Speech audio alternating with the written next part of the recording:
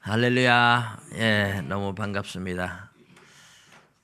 필리핀에 어린 아이들이 참 많아요. 우리 대한민국하고 많이 다른데 어제 제가 우리 딸이 이제 둘째가 독립을 해서 자취방을 하나 얻어서 이사를 나가는데 가봤습니다. 동네에 공원이 있어요. 공원. 집 바로 앞에 내려다보면 공원이 있는데 어린이 공원인데 지금은 노인 공원이더라고요. 어린이는 어쩌다 한두 명 보이고 전부 다 노인들이, 동네에 노인들이 나와서, 주택에 노인들이 많이 살아가지고 노인들이 나와서 이야기하고 놀고 뭐 맛있는 거 나는 안 주나 그러고 하여튼 노인 공원이 돼 있어요. 노인들이 많고 어린이가 그만큼 줄어들고 있다는 얘기죠. 올해부터는 우리나라 그 출산율이 노인들 사망률보다 더 작아져서 인구가 아주 기하급수적으로 줄어들고 있다, 이런 얘기가 뉴스에 나오는 것도 보았습니다. 그래, 얼마 되지 않는 아이들마저 세상에 빼앗기고 우리가 하나님께로 인도하지 못한다면 우리나라의 미래의 기독교는 참담하겠죠. 우리 주일학교 영혼을 살리는데 우리도 정말 더 힘쓰고 애써야 될 것 같아요. 우리 민수기를 지금 12장째 보고 있는데 10장까지는 여러분 거의 준비 기간이었죠. 광야에 들어와서 이스라엘 백성들이 하나님과 언약을 맺고 성막을 만들고 유월절 지키고 행진할 때 필요한 은나팔 만들고 전부 다 그런 거 하면서 인구 숫자 헤아리고 어떻게 진을 칠 것이고 어떻게 행진할 것이고 레위 자손들은 성막을 옮길 때 역할이 뭐고 전부 다 그런 얘기들을 해왔습니다. 10장까지 그렇게 준비하는 과정. 이제 11장에 와서 진짜 이제 출발 이랬는데, 출발하자마자 우리가 지난주에 보았지만 백성들에게서 원망과 불평이 쏟아져 나옵니다. 시내산에 와서 언약을 맺기 전에도 이스라엘 백성들은 홍해 바다를 건너서 3일 길 가서 마라에서 쓴 물을 만나자 바로 원망과 불평이 나왔었어요. 근데 그때 원망과 불평이 나올 때는 하나님께서 아무 말도 안 하셨어요. 그런데 이제 하나님과 언약을 맺고 정식으로 언약 백성이 되고 언약을 맺고 출발했는데 원망과 불평이 나와서 하나님의 진노로 많은 사람들이 죽음을 당합니다. 그래서 악한 말로 원망할 때 불 붙여가지고 많은 사람들이 불에 타 죽고 다베라 이렇게 불렀는데, 그런 사건이 있고 나서도 또 이스라엘 무리 중에 섞여 사는 사람들이 탐욕을 품어서 이 탐욕 때문에 금방 이 사람들의 마음에 욕심이 불을 지른 거죠. 요즘 수요일 날 우리 사무엘 상하 성사학당식으로 성경 공부식으로 이렇게 하는데, 거기에도 보면 다윗이 우리아의 아내를 범하고 암논이 또 다말을 범하고 하는데, 사탄은요 우리 마음의 욕심을, 육신의 욕망을 극대화시키는 일을 너무너무 잘해요. 그러면 이제 나단 선지자는 손님이 찾아왔다 이렇게 표현을 해요. 사탄이 찾아와서 우리 마음의 욕망을 확 자극시킬 때, 여러분 그런 욕망이 막 일어날 때는 손님이 왔구나 이렇게 생각하시면 돼요. 마귀가 찾아와가지고 우리 마음의 욕망을 불을 지르는구나, 그렇게 생각을 하셔야 돼요. 그리고 그거를 물리쳐야 되죠. 로마서 8장 12절에 보면 우리가 빚진 자로 돼 육신에게 져서 육신대로 살면 반드시 죽을 것이로되 영으로서 몸의 행실을 죽이면 살리니 무릇 하나님의 영으로 인도함을 받는 사람은 하나님의 아들이라, 그렇게 말씀을 하죠. 우리가 육신대로 살면 반드시 죽는다. 영으로서 몸의 행실을 죽여야 한다. 하나님의 자녀고 그리스도 예수 안에 있지만 성령을 따라 살아가지 못하고 육신대로 따라 살아가면 죽는 겁니다. 정말 우리가 성령의 사람이라면 성령을 따라 살아가는 것이죠. 그렇게 또 살아가야 되고 그 싸움이 우리에게 남아있는 겁니다. 이스라엘 백성들은 광야에 나와서 바로 원망과 불평이 나오는데 지난주에 말씀을 드렸습니다마는 이런 원망과 불평이 나오는 두 가지 원인. 첫째는 뭐예요? 환경 때문이었다. 환경이 나빠지니까 금방 원망과 불평이 나왔다는 거죠. 두 번째로는 섞여 사는 무리들의 탐욕을 품고 원망하는 그 욕심이, 그 불평, 불만이 너무 쉽게 전염이 된다는 겁니다. 우리 민수기를 통해서 사도행전 7장에 스데반이 설교하면서 광야교회, 우리 조상들이 광야교회에 있었다 이러는데, 여러분 이 광야교회, 이스라엘 백성들이 광야에서 망하게 되는 이유가 무엇이냐? 원망과 불평이 최고의 원인입니다. 다른 거 아니에요. 하나님의 백성들의 입에서 원망과 불평이 나오면서 이것 때문에 하나님의 백성들이 망하게 되는 겁니다. 다른 데 있는 것이 아니에요. 욕심을 부리든지 어찌든지 결국은 입술로 원망과 불평을 쏟아내면서 그것이 전염되고 그것이 백성들을 망하게 하는 가장 큰 원인이 됩니다. 그러니까 성경에서 범사에 감사하라 그러잖아요. 항상 기뻐하라, 쉬지 말고 기도하라, 범사에 감사하라 이랬는데 범사에 감사하라고 왜 그랬겠습니까? 원망과 불평을 하면 하나님의 나라, 하나님의 공동체를 무너뜨리는 역할을 하고 하나님의 백성이 망하게 된다는 거죠. 원망과 불평을 할 수밖에 없는 환경이니까 원망과 불평을 했죠. 예, 알아요. 환경이 그런 것도 하나님이 너무너무 잘 아세요. 하나님이 그런 환경으로 우리를 이끌어가는 거죠. 하나님이 몰라서 그런 데로 이끌어가는 것도 아니잖아요. 알고 이끌어갑니다. 그럼에도 불구하고 환경이 안 좋음에도 불구하고 하나님 앞에 하나님의 인도를 믿고 감사할 수 있느냐? 그게 신앙이에요. 그게 신앙. 그게 믿음이죠. 하나님이 우리를 훈련하고 연단하기 위해서 어떠한 환경에서도 감사할 수 있느냐? 하나님이 우리에게 물어보고 계신 겁니다. 어떤 환경 속에서도 하나님의 말씀 붙잡고 감사하며 믿음으로 살아가느냐? 그렇지 못하고 인간적인 생각으로 원망과 불평을 하며 살아가느냐? 하나님은 우리의 믿음을 그렇게 달아보십니다. 그래서 이스라엘 백성들이 원망하고 불평했던 게 인간적으로 보면 다 맞는 이야기라 그랬죠. 다 옳은 이야기예요. 틀린 말이 없습니다. 아무리 옳고 아무리 맞아도 하나님이 우리에게 그런 환경을 주시고 우리에게 그런 환경으로 이끌어 가시는 이유를 생각해야 되지 원망과 불평을 해서는 안 된다는 것이죠. 따지고 보면 그런 환경을 만나는 것은 내 탓이에요. 내 탓. 내가 그런 환경을 만나서 부서지고 깨어져야 할 이유가 있기 때문에 하나님이 나를 그런 데로 끌고 가는 거예요. 내 성격이 너무 모났으니까 내 성격을 부수기 위해서 하나님께서 모난 사람 만나서 그런 환경에서 고통하면서 부서지게 만드는 거죠. 전부 다 따지고 보면 내 탓입니다.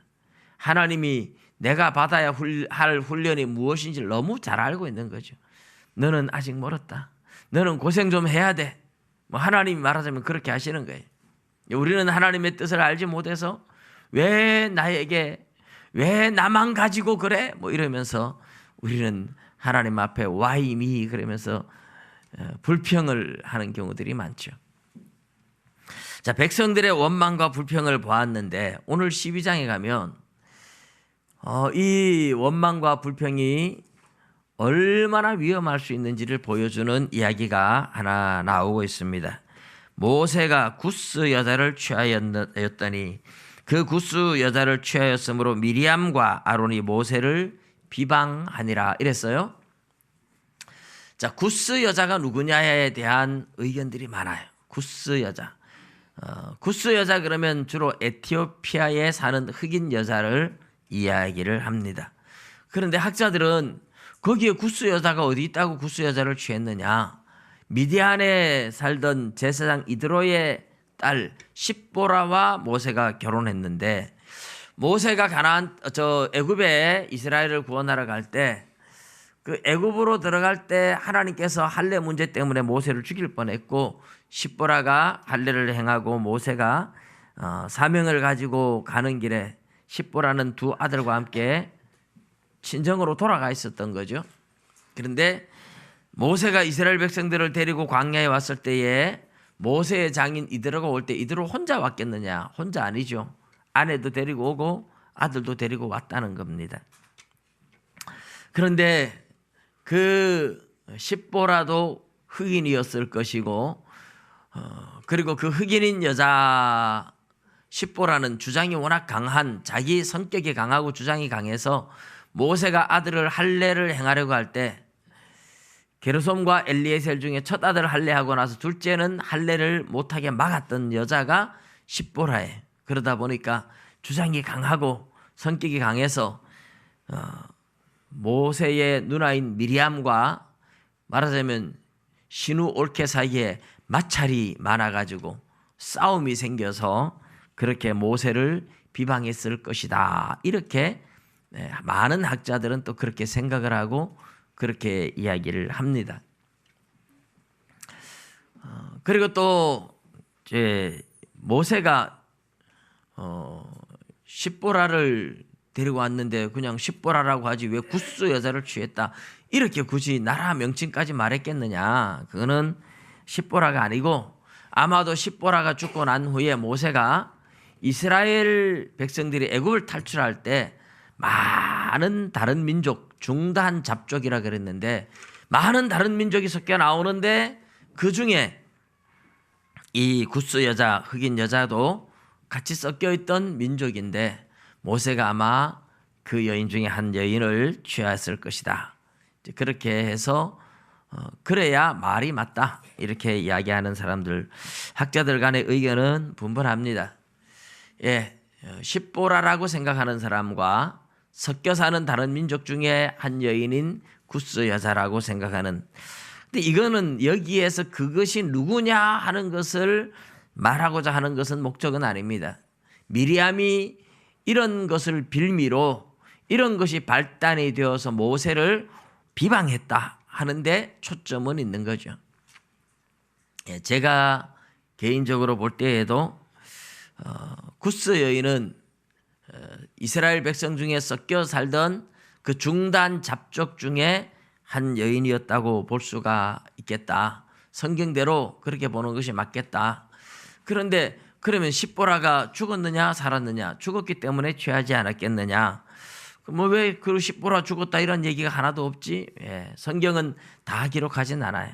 그리고 거기에 초점이 있는 것도 아니에요. 오늘 이 본문에서 이야기하고 싶은 중요한 내용은 어쨌든 모세를 비방했다는 것, 모세를 왜 비방했는지, 모세를 비방했다는 거기에 이제 하나님께서 거기에 대해서 하나님의 반응은 어떤가 하는 그 이야기가 중점이 되어 있는 거죠. 그런데 이제 보면 미리암과 아론이 모세를 비방하니라 이렇게 했는데, 미리암과 아론이 모세를 비방했다는 말은 미리암이 주도적으로 아론을 물들이며 미리암이 주도적으로 비방을 했다는 뜻입니다.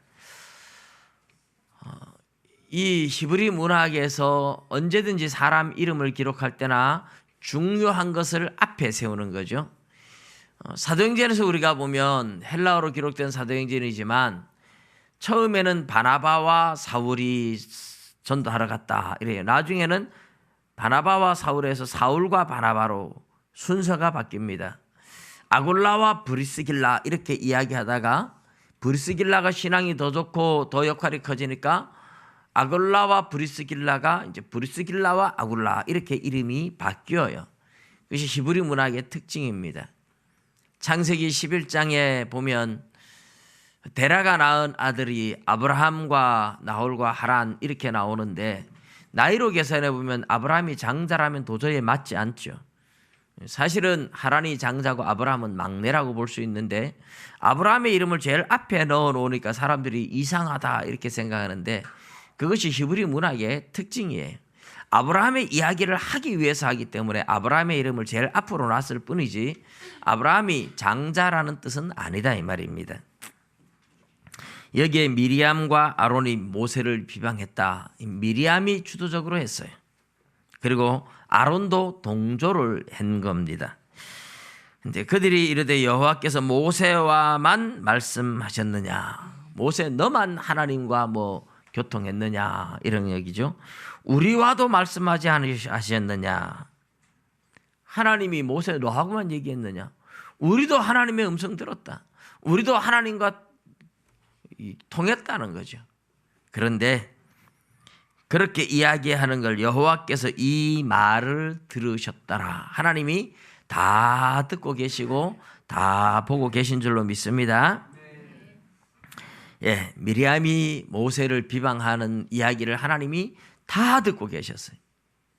미리암도 선지자예요. 아론은 대제사장이고 미리암도 성령을 받아서 찬양을 하고 했던 선지자예요. 그런 선지자고 이스라엘의 지도자급인 사람들인데 모세를 지금 비방해요. 하나님의 종 모세를 비방하는데 3절에 보면 이 사람 모세는 온유함이 지면의 모든 사람보다 더하더라.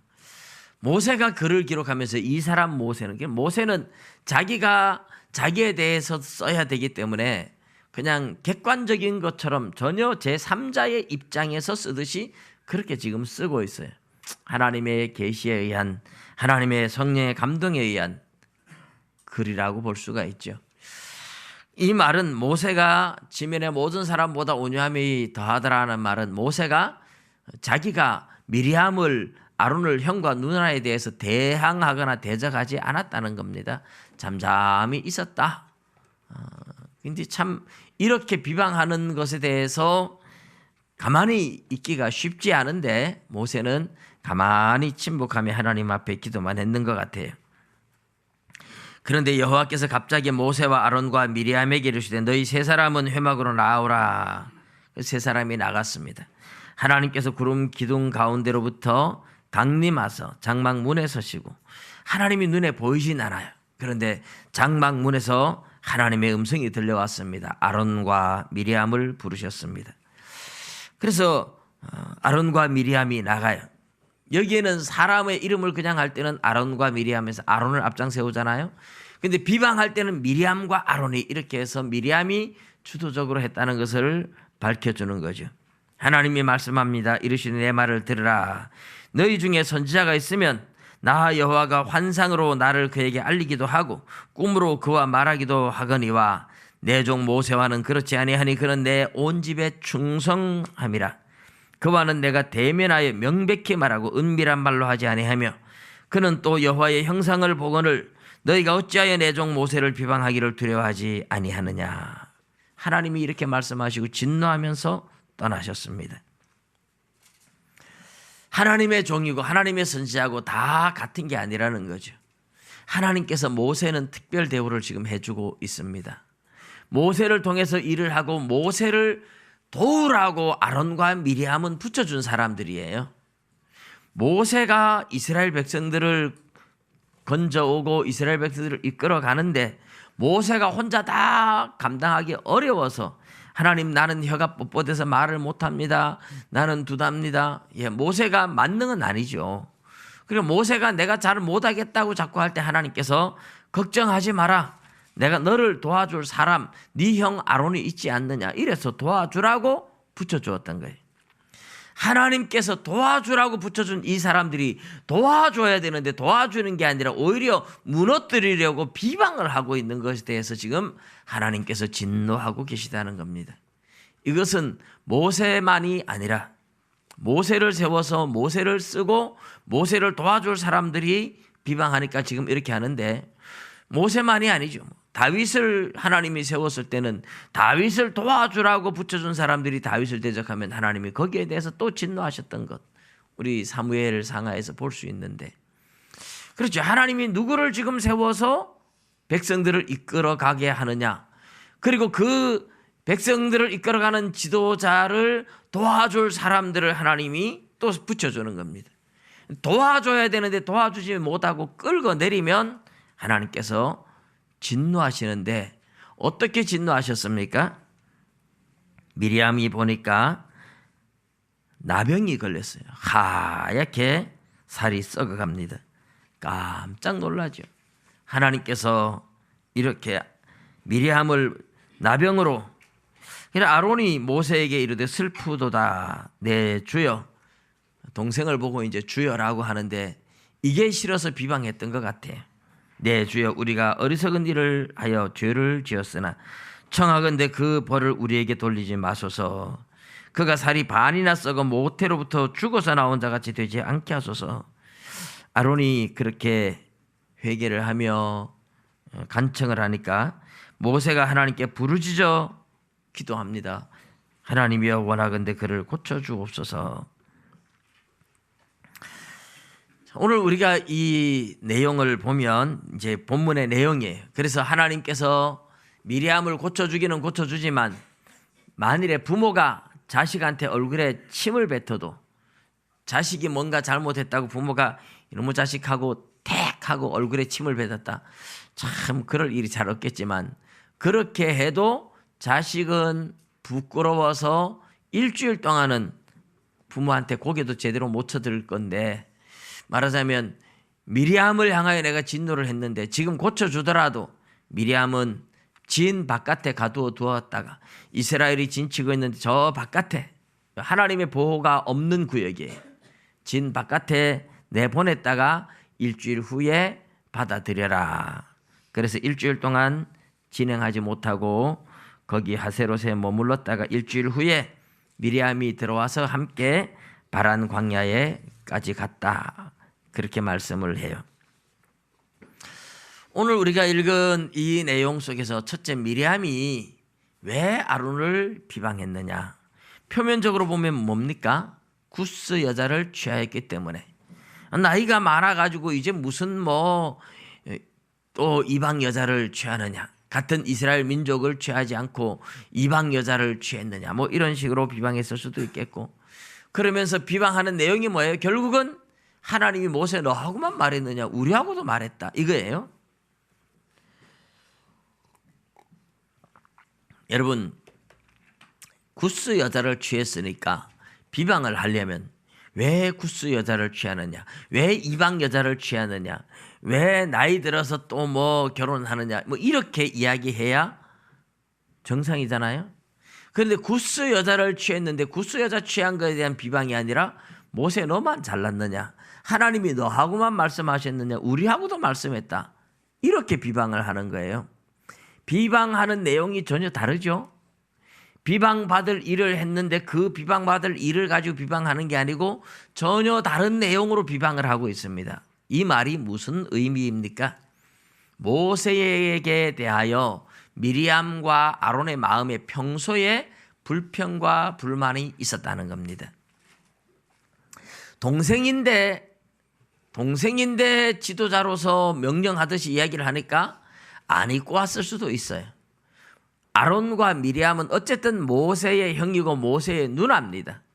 근데 동생인데 동생이 지도자가 되어 있는 것에 대해서 별로 이렇게 탐탁하지 않았던 것 같아요. 여러분, 다윗도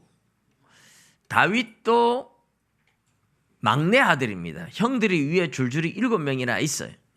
다윗이 왕이 되었을 때 형들이 아주 기뻐하며 막 즐거워하며 이러진 않았을 거예요. 별로 탐탁하게 여기지 않았던 형들도 있어요. 또 요셉이 애굽의 총리가 될 때 형들은 요셉을 미워해서 팔아먹었는데 총리가 됐을 줄 꿈에도 몰랐죠. 총리가 되니까 자기들 죽일까 봐 형들이 얼마나 겁을 먹는지 몰라요.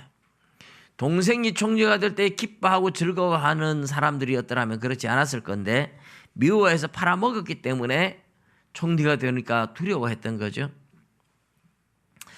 이 세상적인, 이게 이제 인간적인 생각이에요. 인간적으로 형이니까, 우리가 형이니까, 누나니까, 그런 면에서 미리암이 아론이 동생에 대한 불만들을 가지고 있었던 것 같아요. 나중에 보면 백성들도 아론에게, 고핫 자손들 레위인들도 아론이 그 모세에게 네가 우리의 왕이 되려고 하느냐 뭐 이러면서 계속 아론을 향하여, 모세를 향하여 원망을 해요.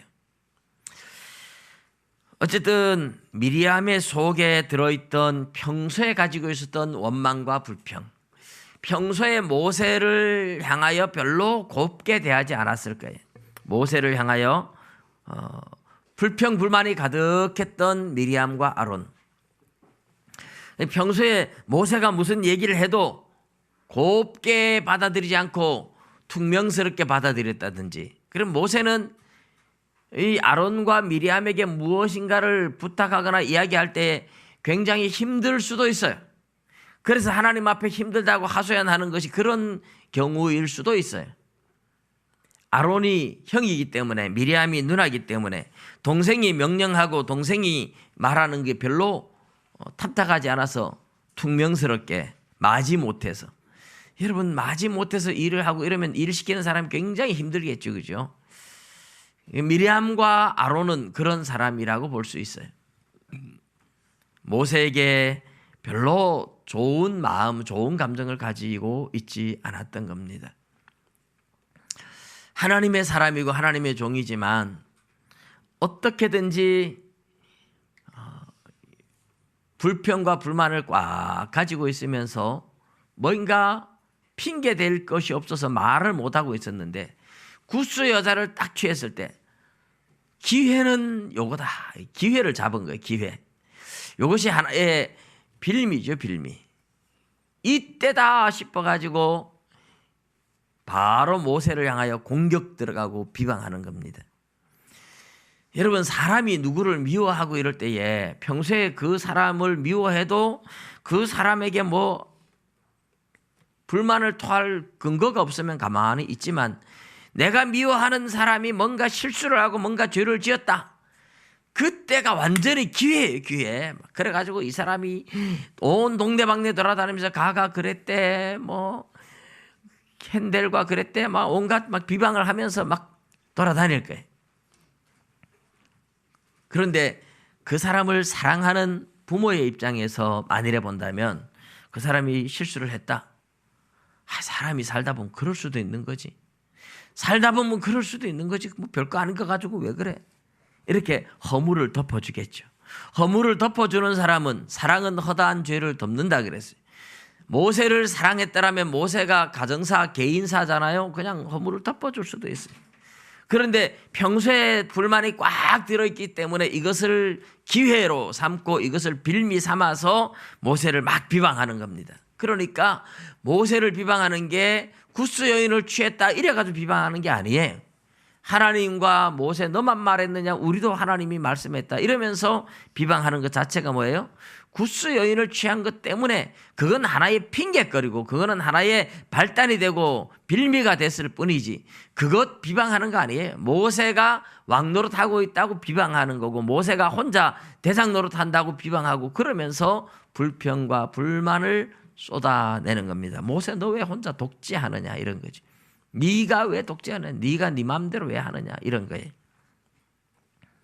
모세는 그런데 내 마음대로 한 게 아니에요. 여러분, 우리 기독교를 민주주의라고 생각하면 대단한 착각이에요. 우리 기독교는 민주주의가 아니라 모든 사람이 다른 길로 가려고 해도 하나님께서 아니야 이쪽으로 가, 그러면 하나님의 명령 따라서 혼자라도 그 길로 가야 되는 겁니다. 우리 기독교는 하나님의 말씀을 따라가는 거지, 백성들의 다수의 의견을 따라가는 게 기독교가 아니잖아요. 그래서 기독교는 하나님의 뜻을 잘 분별하는 사람이 지도자가 돼야 되고, 그런 사람이 하나님의 뜻을 따라 이끌어가야 되는데, 지도자가 하나님의 뜻을 모르고 분별을 못하면 온 백성들이 함께 그 백성들의 의견을 듣고 같이 따라가는데, 하나님하고는 전혀 상관없이 엉뚱한, 하나님은 북쪽으로 가자 그러는데 남쪽으로 가고 동쪽으로 가고 서쪽으로 가고 백성들을 좋아하는 대로 따라가고, 그러면 망하는 겁니다. 하나님이 가자 하는 쪽으로 가야 되는 거지, 구름기둥 불기둥이 가는 곳으로 가야 되지 백성들이 원하는 곳으로 가는 게 아니라 이 말이죠. 백성들이 원하는 대로 갔다 그러면 어쩌면 불평이 없었을 수도 있어요. 그러나 모세는 그렇지 않았어요. 하나님의 명령 따라만 움직이고 있습니다. 이것은 모세가 독재하는 게 아니에요. 모세의 주장이 아니에요. 하나님의 명령에 순종하는 겁니다. 하나님의 명령에 순종하는 모세를 향하여 독재를 한다고 원망과 불평을 하고 있는 사람이 지금 미리암과 아론이었던 거죠. 평소에 마음속에 쌓여있던 불평과 불만, 하나님은 우리 마음속에 들어있는 불평과 불만이나 악한 생각을 보고 벌을 내리지 않습니다. 우리 마음속에만 들어있기 때문에 마음속에만 들어있는 것 가지고 하나님이 벌을 내리거나 이러진 않아요. 그런데 이 마음속에 들어있는 것을 하나님은 밖으로 끄집어냅니다. 어떤 방법으로든지 밖으로 끄집어내요. 끄집어내가지고 그것을 가지고 상을 주기도 하고, 착하게 마음 먹었다면 그걸 착한 마음이 착한 행동으로 나오게 해서 상을 주고, 악한 마음을 가졌다면 악한 행동으로 나오게 해서 벌을 주는 겁니다. 하나님께서 욥을 왜 그렇게 힘들게 하셨을까요? 욥의 마음속 저 깊은 곳에 자기 의가 조금 남아 있어요. 근데 하나님께서는 욥이 자기 의가 완전히 사라지고 온전히 하나님의 은혜로 하나님만 신뢰하고 그런 사람으로 만들기 위해서 욥의 마음속에 있는 의를 끄집어내야 돼. 내가 잘나서 그랬다 생각하는 요 교만을 끄집어내야 되는데, 이게 너무 마음 깊은 밑바닥 속에 있어요. 왜?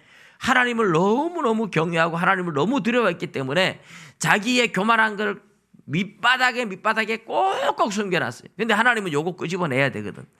이걸 끄집어내려니까 그냥 해서 못 끄집어내는 거예요. 욥을 흔들어야 돼요. 많이 흔들어야 돼요. 그래서 욥의 세 친구 엘리바스, 빌닷, 소발 세 사람이 와가지고 욥을 마음을 흔드는 거예요. 계속 네가 잘못했고 막 누명 씌우고 억울하게 만들고. 그러니까 욥의 마음이 막 요동치고 억울해서 못 견디고 하다 보니까 저 속에 들어있던 자기 의가 톡 튀어나왔는데, 그때 하나님께서 바로 벌을 내리면 욥이 벌을 받죠. 엘리후가 나타나서 그 교만함에 대해서 책망을 하고 욥이 정신 차리고 나서 하나님이 나타나는 겁니다. 여러분, 우리가 뭐 작은 단지에 물을 담아놓으면, 흙탕물을 담아놓으면 그 흙탕물이 깔아앉아도 작은 단지는 조금만 흔들면 속에 흙탕물이 확 나오죠. 그런데 큰 단지에 흙탕물을 담아놓으면요, 흙탕물이 쫙 깔아앉으면 그냥 국자 넣어서 막 흔들어도 저 밑에 있는 흙탕물 안 올라와요. 맑은 물이 올라오지. 기다란 짝대기 가지고 막 한참 흔들어야 저 밑에 있는 흙탕물이 올라오는 거예요. 욥의 마음속에 의가, 교만이 너무 밑바닥에 깔아앉아 있어서 그냥 흔들어서는 안 나오니까 그거 끄집어내기 위해서 하나님이 그렇게 욥에게 고난을 주셨던 거거든요. 마찬가지로 지금 미리암과 아론의 마음속에 모세를 향한 원망과 불평이 들어있어서 모세를 힘들게 하고 있어요. 하나님이 모세를 사용하고 있고 모세가 이스라엘을 인도해 가는데 도우라고 붙여준 사람들이 돕기는커녕 힘들게 하고 있어요. 하나님께서 이거를 못 견디는 거예요. 하나님 보고 계셨어요. 그래서 미리암과 아론이 하는 원망과 불평이 나오도록, 미리암과 아론이 원망과 불평을 하며 비방하도록, 그 말이 튀어나오도록 하나님이 그 사람들을 흔들어야 되는데, 이 흔드는 방법이 참 특이한 거죠. 모세가 구스 여인을 취했다 하는 겁니다. 모세가 왜 구스 여인을 취했는지 우리는 성경에서 말하지 않아서 알 길이 없어요. 그리고 이것이 무슨 큰 죄거나 뭐 잘못한 것도 아니에요. 그렇지만 그들의 문화상, 그들의 상식적으로 이거는 아니다, 뭐 이런 것이겠죠. 근데 모세가 그런 행동을 했어요. 이것이 하나님 앞에 죄는 아니에요. 그런데 그 시대에 누가 봐도 상식적으로는 통하지 않는 어떤 행동이었어요. 근데 하나님께서는 모세가 그런 행동을 하도록 이끌어 가신 거라고 볼 수 있습니다. 왜요?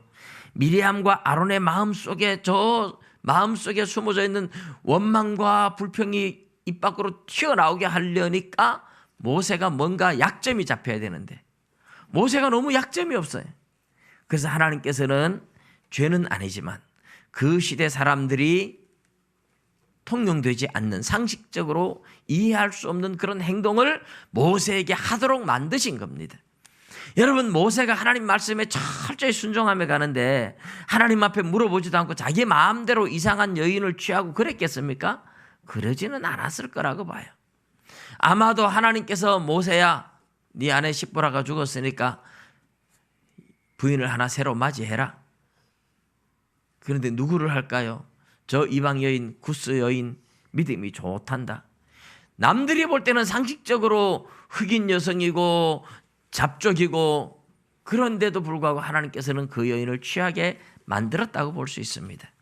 왜 하나님이 구스 여인을 취하게 만드시느냐? 미리암과 아론의 속에 들어있는 이 원망과 불평을 끄집어내기 위한 방법이에요, 여러분. 때로는 하나님께서 지도자들의 실수나 지도자들의 이상한 행동을 통해서 지도자들을 향하여 가지고 있는 원망과 불평을 밖으로 끄집어내는 방법도 사용하고 있는 거죠. 지금 모세가 바로 그런 케이스입니다. 모세의 이런 이상한 행동, 잘못되어진 행동, 죄는 아니지만 상식적으로 그 시대의 사회와 풍습으로 보면 뭔가 이건 아니다 싶은, 덕스럽지 못하다 싶은 이런 행동을 하나님께서 일부러 하게 만드시는 거예요. 왜요? 미리암의 속에 들어있는 원망과 불평을 밖으로 튀어나오게 만드는 방법이에요. 그래서 이게 밖으로 튀어나왔습니다. 밖으로 튀어나오는 순간 하나님께서 나타나신 거예요. 내 종 모세를 비방하기를 두려워하지 않느냐 하면서 하나님이 벌을 내리시는, 나병으로. 하나님이 벌을 내리시는 방법은 우리 마음속에 있는 죄를 벌을 내리는 게 아니라 마음속에 있는 게 입 밖으로 튀어나오고 행동으로 나오게 해서 그것을 하나님이 행함을 통해서 그것을 징벌을 내리시는 하나님이다. 근데 하나님께서 특별히 나병으로 쳤죠. 나병으로 쳤다는 것은 이 영적인 나병이라, 이런 의미가 들어 있습니다. 우리 레위기에 보면 잘 나오듯이 레위기 13장에 나병에 대한 이야기 쭉 나오는데, 다른 병은 의사가 진찰해도 나병은 제사장이 진찰하도록 되어 있어요. 이것은 나병에 하나님께서 영적 의미를 부여하는 거예요. 그런데 성경에, 구약 성경의 나병 환자들을 보면 다 이유가 있는데, 첫 번째 나병 환자가 미리암이었어요. 지도자를 비방하는 것을 하나님께서는 영적인 나병으로 보고 있다 하는 겁니다. 여러분, 나병이 걸리면 어때요? 빨리 다른 사람들과 격리시킵니다. 격리시키지 않으면 이 병이 전염성이 너무 강하고, 전염이 되면 그 인생 다 망가지는 겁니다. 옛날에 우리나라, 지금은 나병을 치유하는 약이나 개발됐지만 그러기 전에는 나병 걸리면요 집에서 쫓아냈습니다. 그런 간증을 들어봤어요. 딸이 나병에 걸렸는데 부모가 쌀 좀 줘가지고 데리고 가서 어디 멀리 갖다 버리고 왔어요. 죽을 줄 알았는데 안 죽고 살아남았어요. 근데 이 나병에 걸리면 고치질 못하니까, 다 전염되면 다 죽고 다 망하니까 그렇게 격리시킬 수밖에 없었잖아요. 하나님께서 영적 나병이라고 하는 것은 지도자를 비방할 때, 이 지도자를 비방하면 그 공동체가 함께 무너져 내린다는 거죠.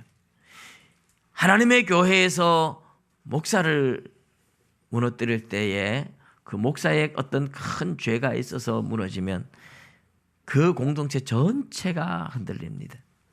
하나님께서는 그래서 지도자를 비방하는 것을 영적 나병이라고 지금 이야기하는 거예요. 이렇게 지도자를 비방했을 때 이 비방이 인간적으로 보면 틀린 말이 아니라니까요. 백성들의 원망과 불평도 다 인간적으로 보면 다 맞는 말이에요. 지금 모세가 구스여를 취한 것 인간적으로 보면 잘못이에요. 그 시대에 통용하는 사회적 관념으로 볼 때 맞지 않는 행동이에요. 죄가 아니라 할지라도 덕스럽지 못한 행동임은 분명해요. 그런데 이런 것을 통해서 모세를 비방하게 만들고 하나님은 미리암을 책망하고 벌을 내리면서 마음속에 들어있는 그 죄와 그 마음속에 들어있는 원망과 불평들을 끄집어내서 책망을 하고 온전한 순종을 하게 만드는 하나님의 방법이죠. 여러분, 하나님께서 보고 계시는 것과 우리 사람의 생각으로 생각하는 것과 차이를 우리는 느끼셔야 됩니다. 지도자를 무너뜨리는 것을 하나님은 영적 나병이라고 보고 계신 거죠. 지도자를 향한 원망과 불평이 얼마나 하나님의 백성들 공동체에 얼마나 위험인지를 하나님이 가르쳐주고 계신 겁니다. 여러분 11장과 12장은 그래서 계속해서 연결되어 가고 13장 14장까지 계속 연결되어 가면서 이 이야기는 거의 17장까지 연결됩니다. 백성들이 하나님을 향하여 하나님의 지도자를 향하여 계속 원망 불평하는 이것들이 얼마나 그들에게 큰 타격이고 얼마나 그들의 공동체를 무너뜨리고 얼마나 하나님의 백성들을 힘들게 만들어뒀는지를 보여주고 계신 겁니다. 이 원망과 불평과 비방들이 하나님이 얼마나 싫어하는지를 보여주는 거예요. 마지막에 가서 아론의 쌍난 지팡이를 통해서 하나님께서 못을 박아놓기는 합니다만은 백성들은 결국은 그 원망과 불평하던 사람들은 아무도 가나안 땅에 들어가지 못하고 결국은 광야에서 다 죽고 말아요. 하나님께서 그냥 우리에게 항상 기뻐하라, 쉬지 말고 기도하라, 범사에 감사하라 그냥 하시는 말씀이 아니에요. 하나님의 나라가 하나님의 공동체가 든든히 서기 위해서는 어떠한 경우에도 하나님의 섭리와 하나님의 인도를 믿고 감사하며 순종하며 나가야 한다는 것을 이야기하고 계신 겁니다. 믿으시기 바랍니다. 원망과 불평이 하나님의 공동체를 무너뜨리는 최대의 적이라는 것을 말씀하고 있습니다. 여러분 올해 한 해는 우리가 경건의 능력을 회복하자고 말하는데 경건의 능력을 회복하는 것은 첫째 감사부터 시작합니다. 어떤 경우에도 감사부터 시작하는 거예요. 어떤 환경 속에도 여러분의 입술에 올해는 원망과 불평을 하지 않는 교회를 향하여 하나님을 향하여 여러분의 삶의 환경을 향하여 원망과 불평이 아닌 너무너무 힘들면 그냥 하나님 앞에 가서 이야기하세요. 사람 앞에 이야기하지 않고 하나님 내가 이런 것이 힘들어요. 왜 이렇게 나에게 힘들게 하시나요? 하나님 내가 뭘 고쳐야 되나요? 하나님 앞에 물으시면서 그렇게 하실지언정 우리 입술에 다시는 원망과 불평이 없는 한 해가 되어서 기뻐하고 감사만 할 때 하나님께서 하시는 놀라운 역사들이 어떤 것이 일어나는지 여러분 체험으로 경험으로 한 해를 보내는 해가 되시기를 주님의 이름으로 축복합니다. 기도드리겠습니다.